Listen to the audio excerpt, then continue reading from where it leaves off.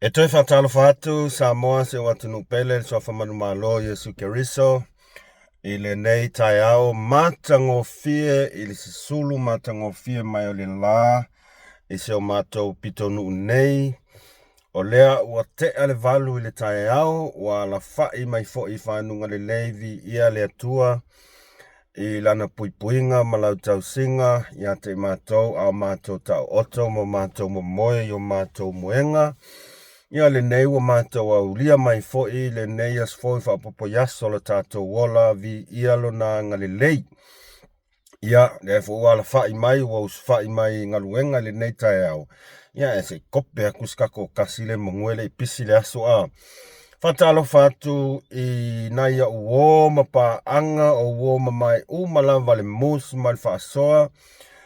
I le nei aso oa mai o tau, tari tonu, o lo tau fai tutusa i tātou, i le lofa ma le angalei o le atua lo tātou. Ta maa whatalo whatu, ina i o tātou tua a, ona i o tātou ta maa, matina, o a sina se o tātou atunuu, awa tātou tātonu, o lo lātou fai walava o lo fai, o le tatalo mo i tātou, au tātou walo atu i tātou ngaluenga, ona i o tātou mātua. Ia, ona i o tātou mātua whaale anganga, o le ainga sa le vi po fea lava se whatawhaitaulanga o lo e ngalue ai se i tue whāke lope. Whatalofa atu mus mal whaasoa ma le anganga maolalo ma le anganga whaalo alo tele. Ma lo le soifua, ma lo le langi ma. Opa ia lava Samoa. O le a le tai o no o iai se upu a le mus mal whaasoa. Nge ke ua salas kako upu. Ia na whaitau wina i fuila i olo nei tangata whatau wā. Ai, e mua lava ona o whamalulu atu ina i wō mapa anga. Ona tu langa whale tonu fo i nisi o taimi o tātou whaasoa e ala i tātou video. Ona ole leo. E taimi o kango seki e le leo. O lai manino le ya uma manino mai isi ya a tonu o loo whawhaintala vai nisia i e whamalulua tu malanganga maulalo. Wa aluanga po, sorry. Aluanga po, kau mawhai e su ele mea o loo whale tonu. Ia au te talo sia lava ai le tupu, le toi tupu se whale tonu mai tato whaasoa e ala i le leo a. Ia whamalulua tu malanganga maulalo. Ia tai tonu o le malu ave fale to fina ngalo to tele ata to vai ngova aku peia la peia sa o kala les fafa finge pela kau makafela mai foi kako a ya tu lo la vale upu ya fa malu lua tu mus mo fa so o we fa le le ngai me fa ken kolosia ya ele le ya le anga pulanga vai kaipinga se mea ya o kako nga kako le nokia vanga le ya songa a ya mal tu ap ya ai e moana moli whaftai wompa anga o subscribers o tato ainga o tato ainga whatua tua le tua Samoa tasi mai lato umalawa o lo o mwhaiona moli mau ma mai moina i al whaasoa vai ale e mus mal whaasoa moli atulanganga whaftai ma le loto mo lalo ia whamanuia le tua ele amatata to whaasoa please like subscribe subscribe ka ko channel ya atonu e leto e mise la vasta to fa so tato eva ya tatalie o ani mata upu ya tato fa so fa tasi e ma me sto fina ngalo ai ola tato walu o tala ngona sa auto sila mo to mai moa se tasi o ni wha matalanga tu ina mai lunga o Facebook ile page lea al Samoa Uniting Party po le SAP lea lo taita ina le fionga ile Safa Pito fia mena minta afa o lea o tanu lau kangwe whai kau o kurka ko ia le post lea sa la ko kuinga i lunga la ko page ia na tato wha soa i lola ia atonu e ia sea ngā ka whaasoa ai, na ia maramrama, ma ia aua lava ne whase ina I tātou, e ko ainga kauwha valea ma ko ainga kauwha mele ka ua pepelo le mawhauwhau, ai, o le au kango e whai kau a ku le pausnianga o kango kukusi whalei lalo. E lea whai tau manino atu, I on tātou whaasoa I lea whaali mai leo nto whingalo. E ulu whale mai le malo fōu I lalo le taitai a le awhionga I le pale mia, fia mena omi mata afa. Wo le aita lafu le atunuu I le 5%, ma sa le mawhai ai o na toe talo sanga Samoa mo se aita lafu molo na tinai. O lea ua whaititia I le 2% o ngā luenga le malo sa whai o le totongi o aita lafu. Whaititia le aita lafu whaalautele le ati nae, pa lota mo le Samoa Uniting Party. O le ase kou whaafonga I kuskusinga ia sa whai ele vanga whaufai e whaavalea I lea kungu. Kusa au ngofam koe whamakala I sesi winga. Kusa o lewa whai mai le Samoa Uniting Party. O la kou, ai sea ale whai umai whai mai. Palota mo le Samoa Uniting Party. Oliver City.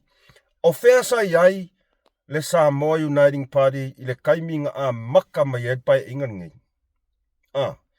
Kusa o lea ua mai le supo, whaavalea le malu le kungu ma le au paloka. I lako kuskusinga ia, whai mai. O la kou, ngā whai kiki ai, ia ai kālafu. O la kou ngā whai kiki ai kālafu. Ia whawhea, whai mai o la kou ngā whai kiki ai kālafu. Sa mingsi kao kupe, nea fionga ia mulipola. E fia le mea sa konkongi kai kausanga. Se lau minionga. Se lau minionga I le kausanga lea sa konkongi ai kālafu ia I lalo o le taitainga a le fionga le mingska o Ana Rosa, Molipola, Molio. Ale almen kupu kai minkua kwa ia laukim ia. Fikus full milionga. Fikus full milionga. O fea o iai lesi kous full milionga. Lese lau milionga ia. Kele iloa. O kele iloa. O le ale mea wangofo ai laukim ia mawhapa I lalo le pākeki o mga pāsia. Se lau milionga e whaanganga e kongi ai kālaf. E laukim ia pa I lalo fikus full milionga.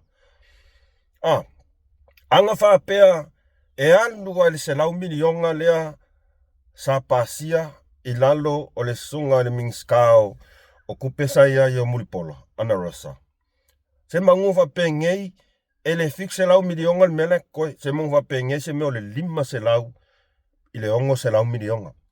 O lo ngawinga. E iai le afianga le vaenga lea I konkongingo ai kālafu. Sa se lau milionga alo fikus full milionga. Ai sea. Ia. Fea la wa ave ele si kos full milionga. Ele kos full milionga nga nge whai mai ko campaign. Nga omi malau vaenga leo supo kau whavalea. E umanga kongi e pa I lalo le 2% le ai kālafu.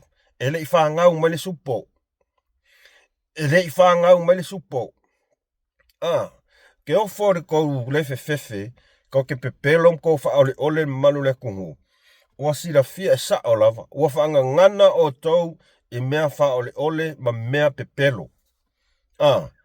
Ai se o le wha mainganga o kou I kou wha mawalulunga, ma le wha sori kula fongo mea ngai ko ke whaia. Sori kula fongo. Fele rule of law len kau kala so o men nguko o ele fia me. Mai la makanga le fast rule of law. Rule of law. Alala mea ngā wafai. Wa e aia le rule of law. Kusa wa mai le rule of law fa wha kongolo nguku. Ai whai le mea ngai ke loko ai. Ai sea, e ke le ase mea ngai ke wha o fiufi. E whai asi ke le man makauki o mea ngai ke wha o fiufi ali fia me. Ma ke wa e wha ele o iloa Samoa. Ua iloa Samoa lava. Ngā o kou a inga ma kou wō mai masangi, ngai pipi ia koe ki ngangala ko i loa ke lele anga salanga ke ngofo mau fiufi, ma le ke whai ar kaimingei. A wale fefefe. Au ka ngaka whai mei ko anga yo loko. Ka uka o mai swafa le kua, e o le loko ia so uma, a ole mea lea le whai. Wālanga whaapea ia ngā omi.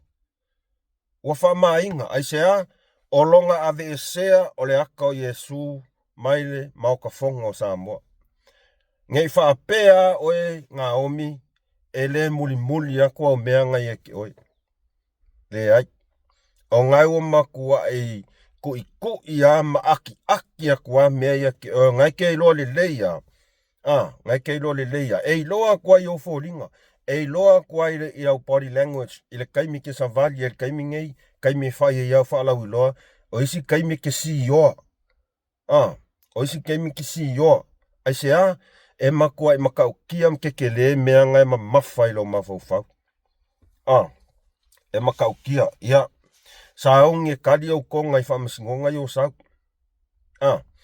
Saongi e kali au konga vai le melo o sau ai e whamasingonga le o sau li maok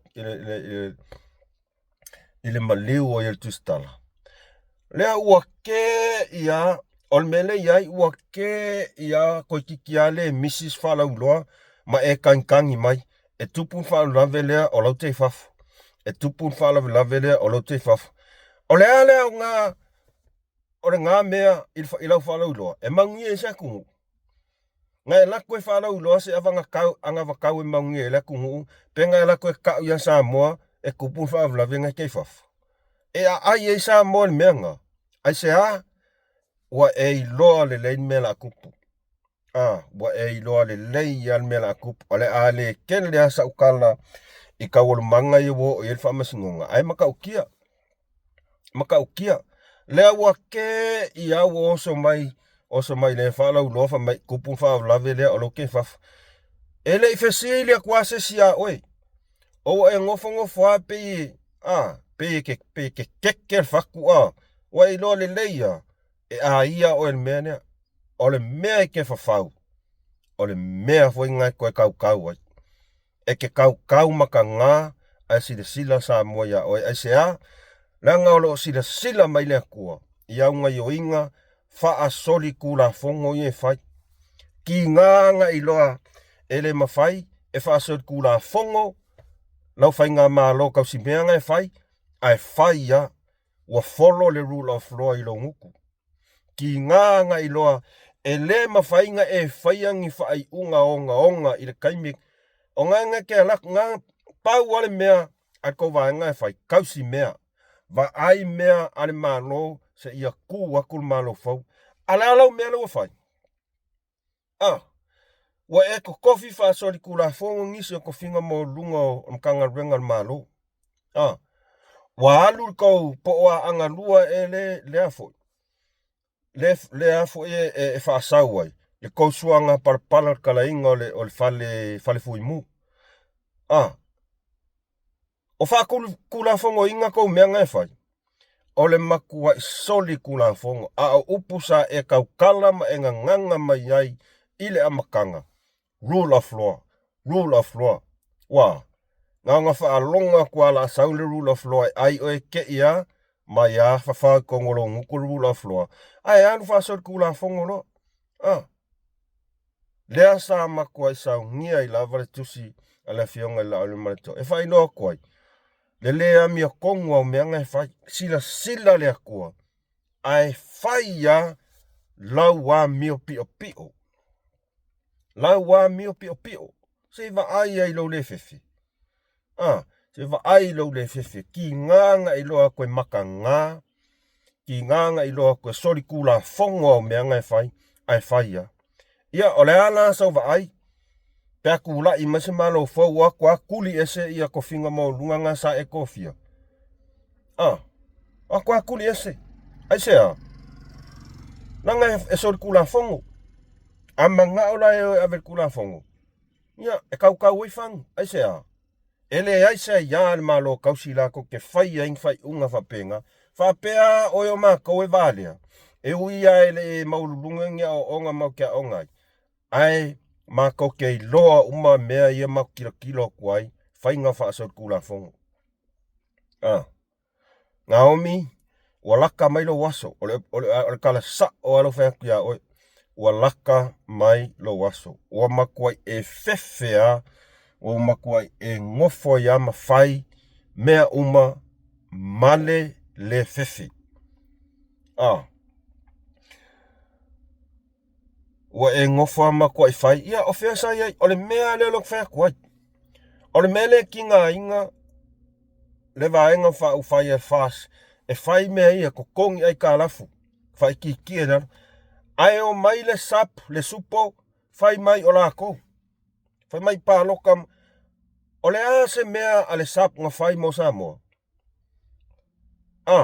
O whea sa ie le sap, whako a sau ngei a le sap ngā uakuli ese mai fast. Whako a li ani ngei mea le sap uakuli ia, vai ai, vai lau le fefe. Vai lau le fefe. Ele ila skala le sap i whainga pāloka lua whilu kasi anga ua kukou fia popule i le malo. E ia le kaui fia me, ma o kou ma ngai langolango e le kaui. Kou ke sila i ai le kai mea kua kwa il vaenga whau whai. Kua kwa il malo fau. Nga kou sila le i ai i mea ka o mea wha maongi. Ia, kako whakarikari. Kako on sa i pea, kako a inga whatotua i le atua sa mo o tasi, tato on sa im tato whatatari. Ai walo na o te wholo atu me ta upu lea. Onga ole kuskusinga lea. E whavalea i la kungu. Sa moa, aua. Ele iaia ma se fast, ele iaia ma se supo, ili pae inga lea whaka umak ngei. Ele iaia ma se supo. Whaka a supo ngei inga ua kuli ese. Ia o whela mi kai, ma inkonga luenga nga whai. O ngā luenga sa whaatino ele fast. Vaenga le fast. Ele se supo. Ale uko woso mai whai mai pāloka mo le Samoa Uniting Party. Ka ingo e so le kou le mama. Ka ingo e kou le masiasi i maka e awhio Samoa ya ka mamai aku ya au kou. Ko ke le kou wha.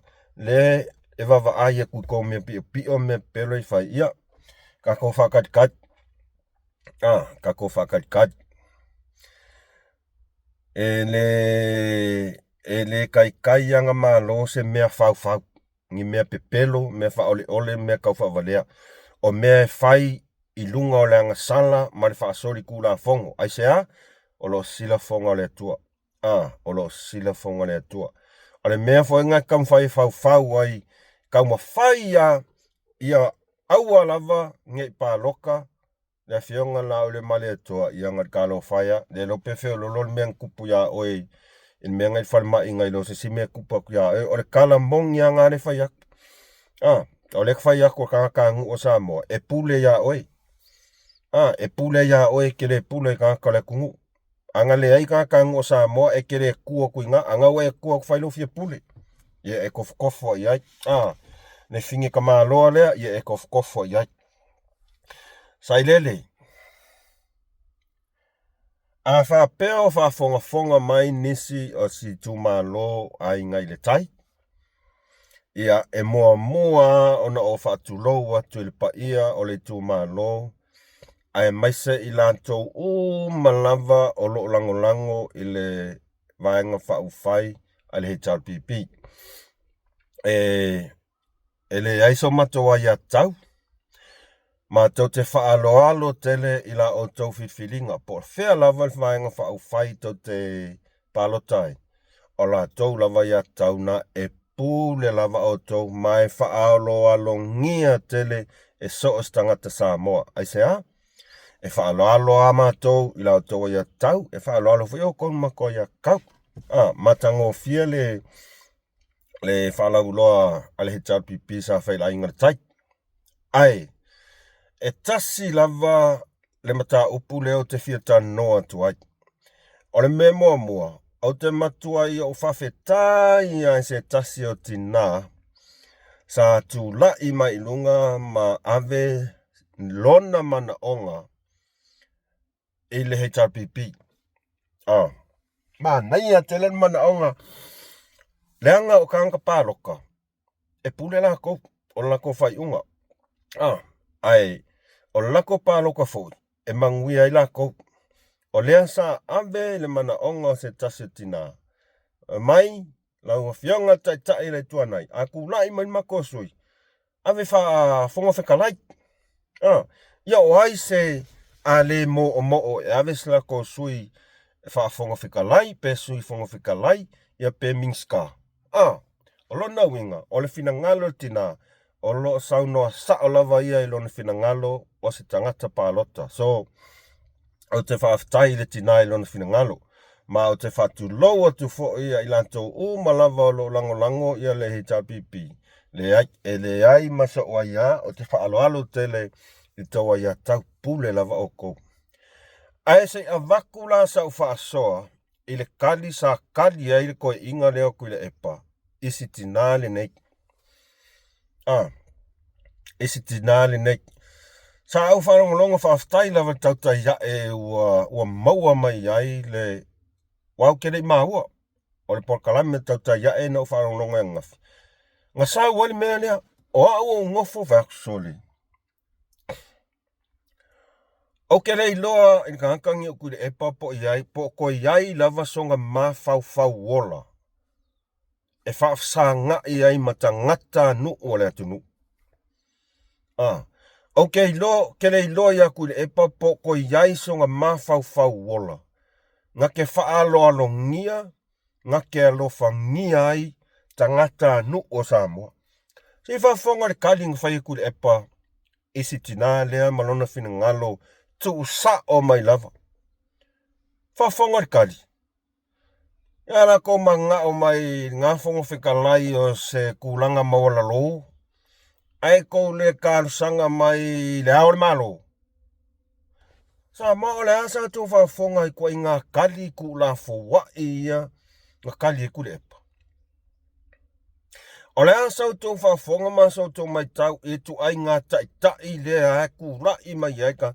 O le whainga lea kule epa sa whai mai ai sa moa au ku rai mai palemia. O le wa ai maua lalo. Ku maua lalo ka ngaka. Ai ngai le tai o ke ofo au ia toili liusi tō wha. O te le whaapea o la o tau whau tau tanga loto e pule lava o tau lau tau iatau. Ai o tau whaafofonga i le kalia kule e palen kalia kuai i la o kou kumalo. O se kali aska ngaka i le ese ma fau. Ma o se kali aska ngaka i wa ai maua lalo le kou kumalo. O le ala winga lau kala. O lo tu lai mai le sui ala inga le tai e a vea ma sui fofonga fetalai. O le fofonga fetalai o te tasi lea o whaaululunga. O se tasi lea o whaaululunga o vaenga whaaftaua ngai al malo. O le ale fonga fetalai. O le pule au lea ale pale mene o Samoa. Mautafono o Samoa. Ale alkai la kule e paleng fai.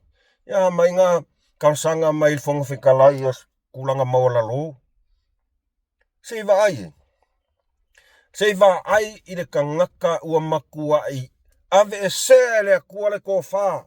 Wa ave e sea lea kua le mawhau le lei. Ai sea ngā le pau a le mea lai le mawhau kule epa o le loko ele e lea. Loko palpala, loko leanga. Kaufa leanga, mar kaufa se i kangaka o sa. O le wa ai a kule epa i kangaka Samoa. Se peo wa ai skama i tulou lama Samoa marangana. Peo wa ai skama i kere lopala upa whamkala. O le wa ai ngā kule epa. O le alfa maungianga lau kala. Vai ngā whesila kua i fo ile sea. Ai kali mai maku wa i wa ai. Kusa wa le sila. O le sea le kau. Mea se o kalia kua ele. Wale ai angisi upu whaalo. O la sila aku. O la eva ai aku maka. O le sea. O le sea o se tūlanga mō lunga kongo le afo. Kalesia metis. Makua i ngalo ngimo ale ko wha. Wale eise whaukanga. ua makua I whaapou liuli e le akua le mawhauwhau. Ai sea, whaamainga. Onga e lei loa whaamawalalo. E lei loa whaamawalalo. Ngā whako ese whai au le kalesia langa melenga whai. Ne ai. O le mangako aku le epau ke le kea. O le pumongi alunga. Se wa ai le kadi ngā kadi e sitina lea. Ia kau karasanga mai ngā kulanga le whonga whakalai mawalalo. Ai le karasanga mai kulanga le kofi o le ao le malo. O le fesili la ia o tou a inga le tai. O le asko whaafonga iai. E mawhai e kule epa o ngā aver kou sui e wha ao le malo. E mawhai. Sei kali me alases. E mawhai. Langa upo la wala lafua mai kulafua I mai whapea. Ai le mawhai ngonga whaia. E le mawhai e kule epa ngā whai ko akasi se pule. E kofi e le ale malo. Ai o le fesili fo ila. A mawhai e kule epa e mawhai ngā o le malo kou sui. E lipi. Ia whawhea ngā o le malo. O ia lai fia ao le malo. O ia lai fia ao le malo. La ao ki fia o le al malo. A pale mea mai kule epa la ukara saa o le koi sui ngā le hecha pipi. Ele songi se kofi miniska. Ele songi. Mo ia. Ngā ua kou whaafonga iai il whaamaongingo la ukala. O le kala kula fua I ngā e kudanga kongia kule epa e o kou. E ka umai ngā elea manga ia e kule epa la o tō wai a tatau. Elea manga ia e kule epa le kou manga onga. Pāwara mea ia sao mai. Ai sea, inga I onga pūlea ele malo. Aur kou sui. Ele emisi mase mingska. Lala winga la ukala. E iloa mamao kuarka ngaka e whika la I kofa. Ole makua I le whaalo alo I ainga tai. Ainga I le tai. Ia o lau toi taurasanga le na. Toi liu se tofa. Ole na ua tau sila atu. Ole vaaya kule epa ia oko. Makua I le... E aka ngia mai ianga saungoanga. Ma aka ngia mai ianga kala soonga la fua. Ngā le kula fua. Ngā le ngau a mawhiako. Ngā le ngau ia mawhiako. Wale e se kali whaalola aku. Ia, mana ia whafsele tu sai malau fine ngano. Ia, e mawhai mea uma pe a tō mai lau pule. Ole a whai iai le whilwhilinga ka peneta pe a tūlai mai. A le alang kari leng whai. Ia le a koukarasanga mai ngā whonga whikalai ko whinga maua lalo. A wale karasanga mai le ao le malo. Seiva ai iai ai ngā le tai. Sila sa mo iai. Se ke whai aku a lei loa se upo e whamakala I ngai ngai kākau kule epa. Ua makua e longo fia kua. Wale ko iai se loko le lei ko kongo ngai kāka. Wale ko iai se loko le lei. Wale ko iai se loko mama. Ua ngā o le loko ele elea parapala pepelo kau whavalea wha ole le kungo. Ia se wa ai ngai lang kala le ngā whai. Ole hei chao pipi ngā whai le mea leo siksengi na kaka makua I ngiusia. Se wa ai sa moa. Se wa ai ngai kua I ngā kaka ua le fefe pelo. Ai se a desperate.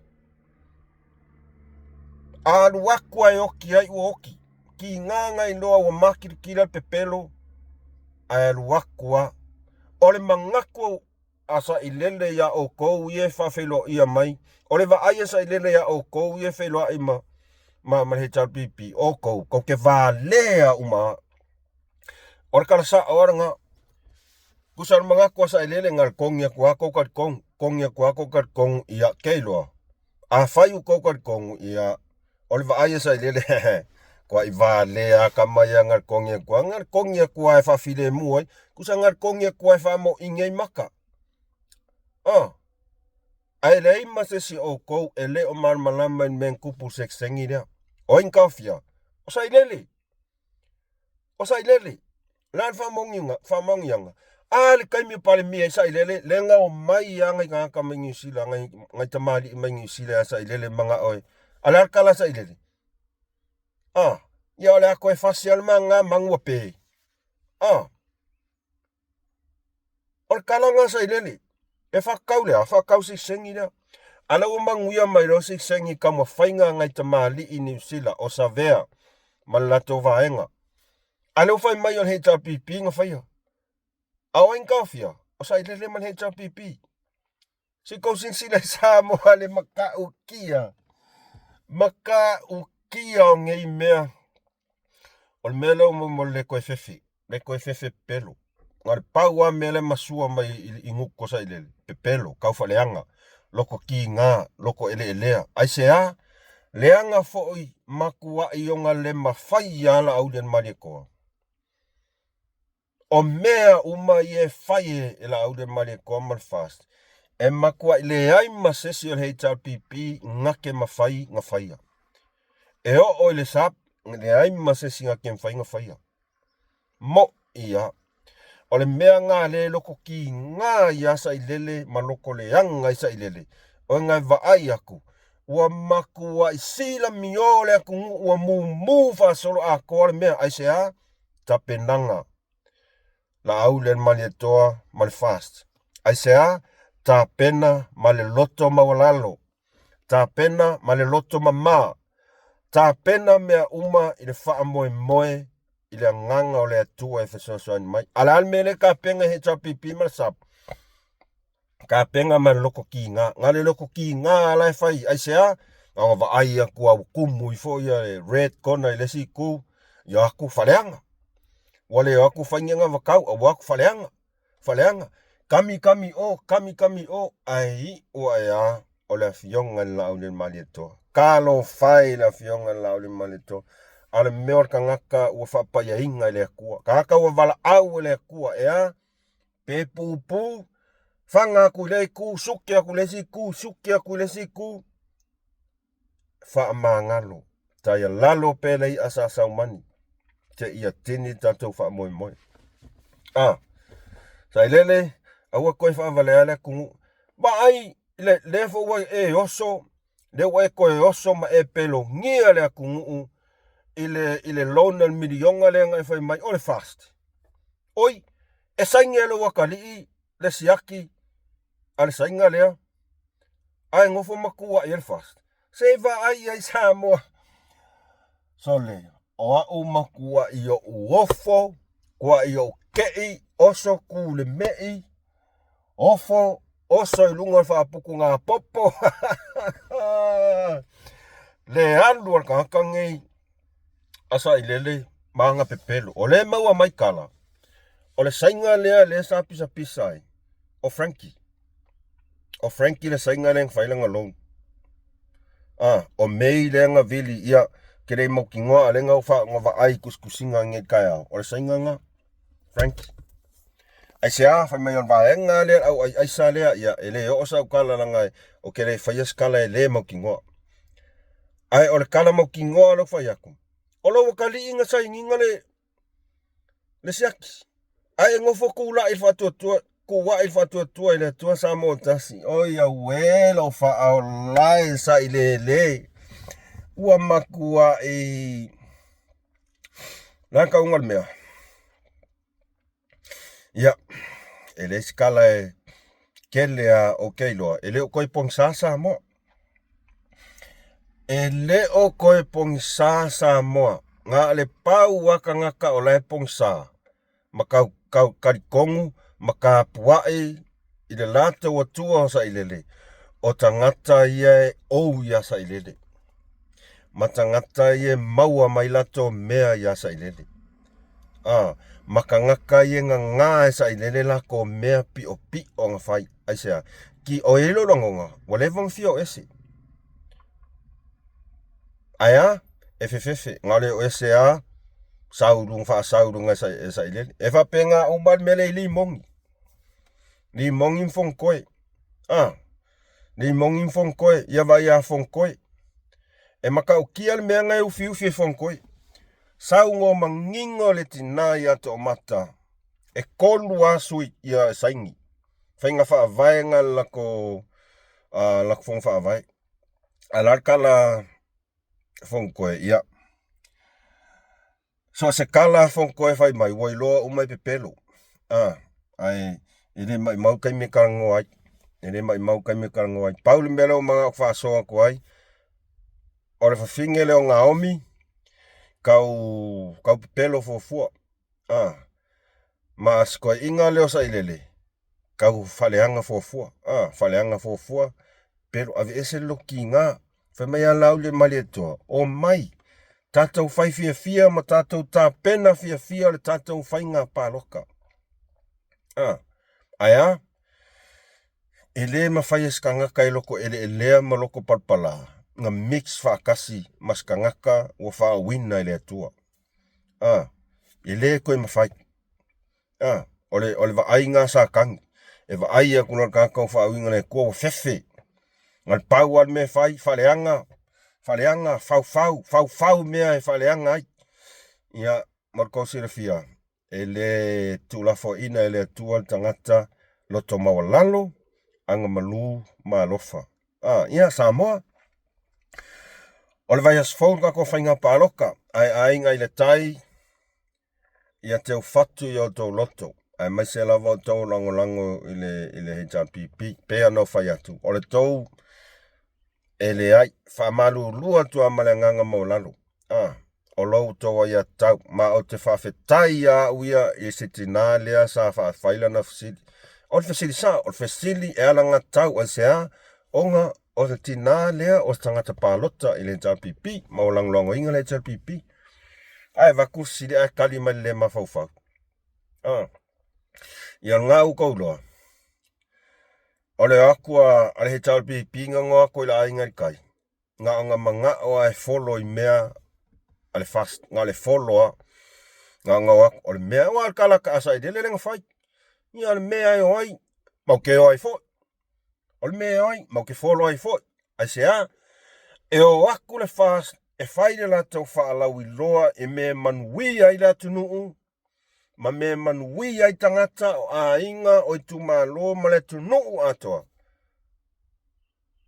ai follow aku fo i man HRPP faleanga o mea i ai le atua e ai fo i satani o le upumonia na tau talitonu le upunga a inga le tai ia o tau whiwhinga ngā ua kou whaafonga i kariku ula wha ia a kule epa o longa winga e lea manga ia le kou sui ngā se kali ai whaafile e mua le whesili anga whaapea e fo e genuine le kali ai fo a kule epa maunga kali a kusia nganga mawalalo ma se mea e maukingoa e mwhainga whaakingo ele mfaingo kofia social le almalo ele mafai ku le epa ko akasi e ave kongo palimenge ya ngala ko selfia or kaile ku le epa kongia ku oko nga kongia kwa kia ia kwa va pe nga kongia kwa alwa kwa fa file mo oko e ko sidi man mianga e pulea or mianga ngal mafofo ku le epa or mianga ngal mafofo ku le epa ia vai un ofo mku mawalalo le fonga whikalai o le whaao le palmengi e pule le palmengi mau fongo sa mo akoa e pule ia kule epo ai whai mai e mawalalo ia na o whapena atu ai ia whamanuia le atua le tatou whainga pālota Samoa whamanuia te le atua le tatou whainga pālota ua i ete whanua lalo ua toe Vas fou e whainga pāloka i a tautua nā pālota male atamai pālota male alofa pālota male alofa pālota mo le whatuatua i le atua sa mo tasi ai o ai lawa le vaenga whaufai e te whinangalo e ave i lau e kisi ia o lau a ia tau na e whaalo alongia tele lau a ia tau ma o lau e kisi e le ilo ases ai Samoa manuia le whainga pālota whamangalo mai se upo le musu mai whaasoa pea o tau whaafonga mai o kau kele aku ngia so le ai o ngai ku sa o kua peanga o whaiako musu mai whaasoa e tala noa le ngana tau tala ia so uma ai a whaapea ua yeini upu ua o tau silafia ua manu aiso tau whinangalo po ua le tau tamadi whaamolmole whamangalo mai au nei ai whaafetai tele lava mafuta mai whaafetai nai wō mapaanga o a inga o malava ai maise lava le tatou ainga o le whatuatua i le atua sa mo tasi, tu mau tatou loto maulalo, aua tatou te whavaivai, au tatou pole, mau e tatou le mawhanawhana, mai o tatou taitonu, e whataunu wina manuia, na whainga pāloka o le aalo kua i kako kungu i le vai a so fau. To e whamanantu atu le tatou ainga, like, ma subscribe kako channel, a whai oe lea te maua mai se tatou whasoa le nei aso te le subscribe. Ia, to e whamanantu atu na le ngā kiliki a subscribe, kiliki ma le whailonganga o le longo bell notification. Ia, paua ngā. Ngai kasi ase kongi mai e furi fo. Ia, ai whaftai tele lawan mafuta mai wompa anga. Ia le aku whai a makanga ruenga ngei aso whamanu ia tele le atua ia o tau malava po whea lava te vaenga le neila langi maua menei il mus ma whasoa whamanu ia le atua ia te oe whaftai mafuta mai alofa te le atu mus ma whasoa whasoifua.